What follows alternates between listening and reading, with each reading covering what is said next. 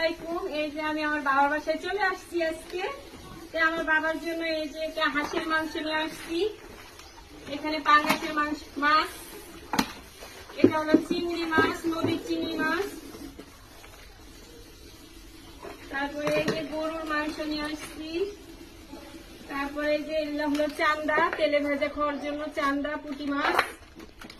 তারপরে এই যে আমার বাবা ইলিশ মাছ এখানেও নিয়ে আসছি, এই যে কাটা ইলিশ এগুলো। তারপরে নিয়ে আসছি দেশি মোরগ। তারপরে নিয়ে আসছি এই যে গরুর চর্বি, বুটের ডাল দিয়ে খড়কেনে। আর এই যে গোটা গোটা দুটা ইলিশ নিয়ে আসছি, এই যে ইলিশ এগুলো সব। আর এই যে লালন টিকার মাছ, এই যে এখানে খালি তেলে ভাজা খাবো। আর এই যে বাটার মাছ, এগুলো আমার বাবার জন্য নিয়ে আসছি।